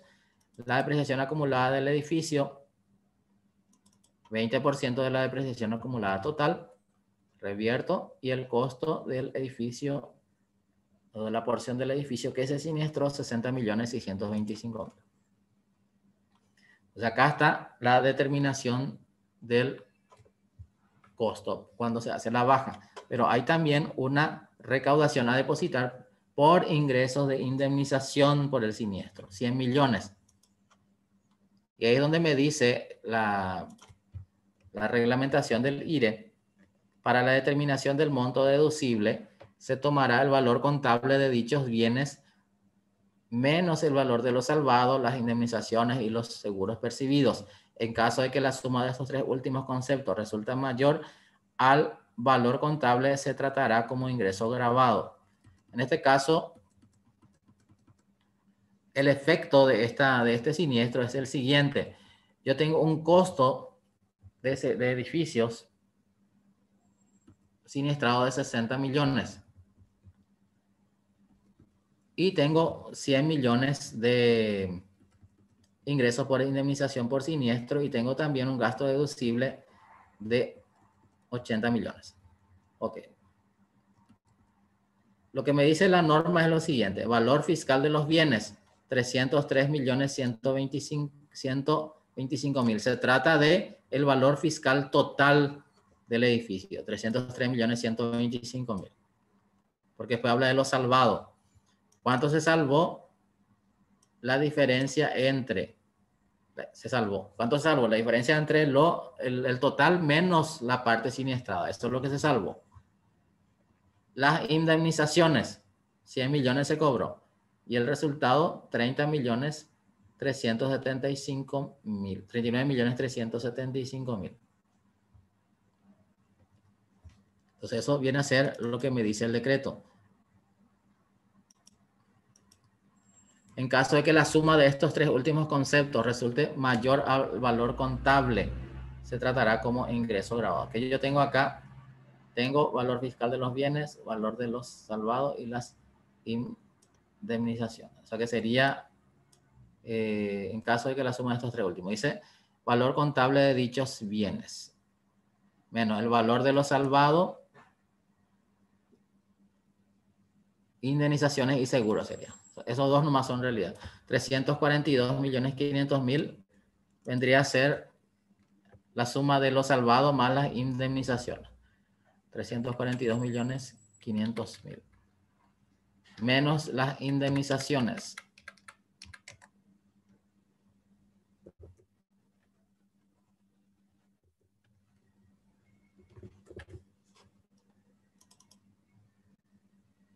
Sí. El valor fiscal de los bienes más valor de los salvados.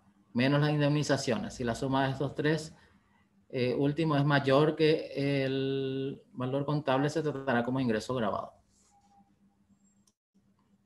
Eso es lo que me dice. Entonces tenemos un resultado de 39.375.000 que lo hacemos de esta manera.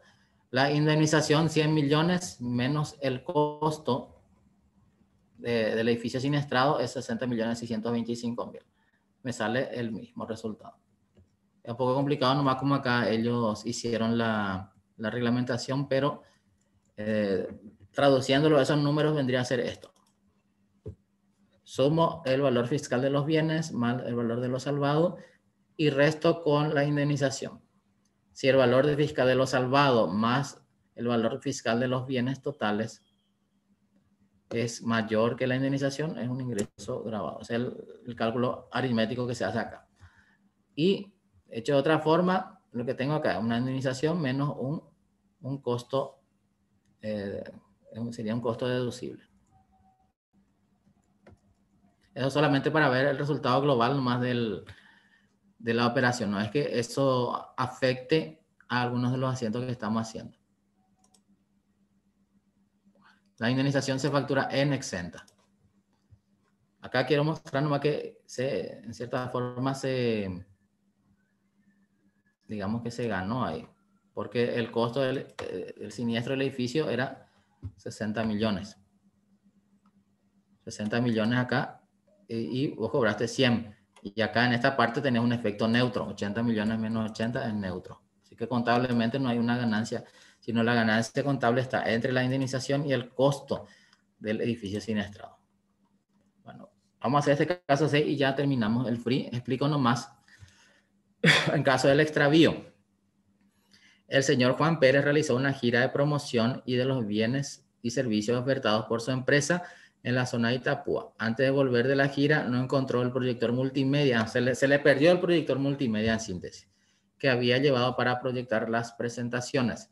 Y los registros contables nos dan estos valores. Recordando que se hace todo el valor residual, se hace la depreciación a la fecha de la enajenación, todos los chiches.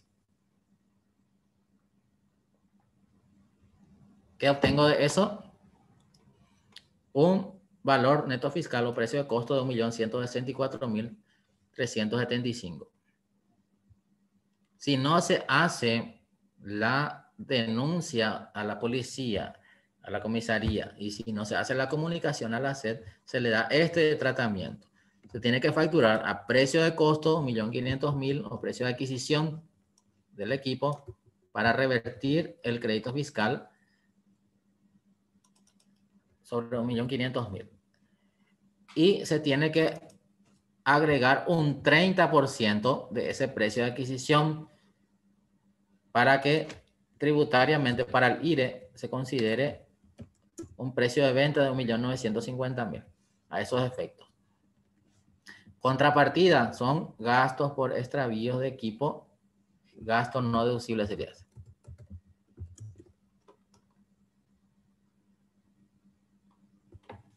Todos estos son gastos no deducibles, IVA, gastos no deducibles.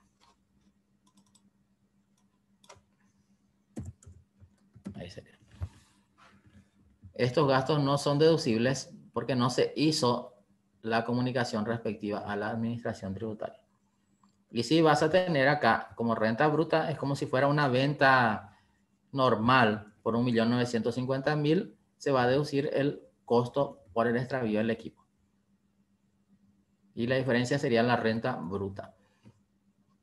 Y los conceptos que tenemos acá, depreciación acumulada de equipos, son todos a la fecha de la enajenación. Bueno, estos son los casos que yo les traje para compartir a ustedes sobre baja de activos fijos. Me pareció nomás que estaban hoy muy silenciosos. Suele ser más preguntas en los free, por lo menos en el de IDO que hice en junio. Hicieron muchísimas preguntas, pero mediante eso también pude terminar el contenido para hoy. Clide dice, ¿dónde encontramos el formato nuevo para el cuadro? Cuando la SED saque una resolución general donde apruebe el nuevo cuadro de revalúo, ahí recién vamos a tener. Mientras tanto, no. En el caso de venta de activo fijo,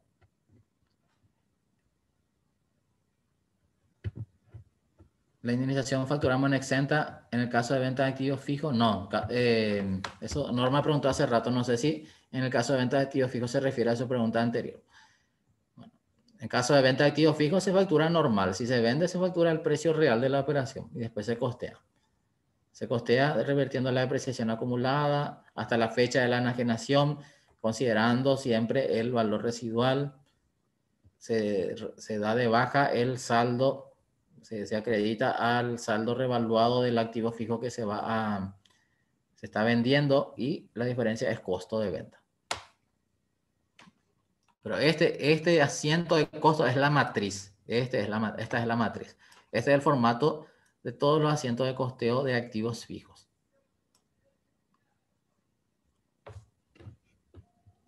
Entonces, no sé si la profesora Vivi está ahí en línea para tomar la posta para los últimos avisos respecto a este flip, porque aquí ya terminamos el contenido, profesora Vivi.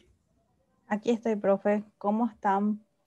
Muchas gracias, profe, por compartir hoy con nosotros el taller free. Espectacular, realmente.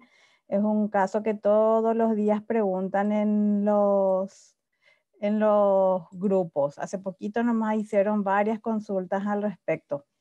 Bueno, muchas gracias a todos por acompañarnos todo el año. Yo también quiero hoy agradecerles por compartir todo el año, desearles muchas felicidades por la Navidad, el Año Nuevo.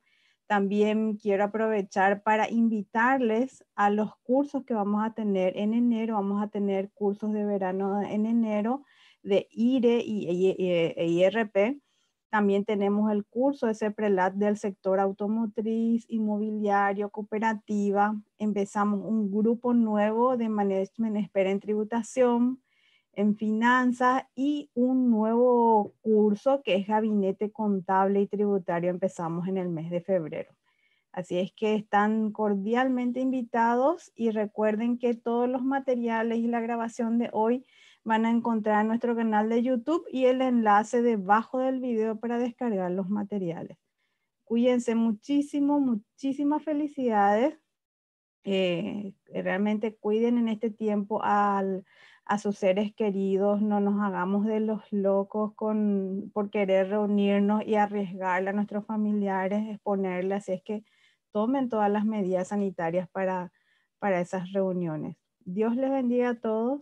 Muchas gracias por el apoyo todo este año. Chaucito.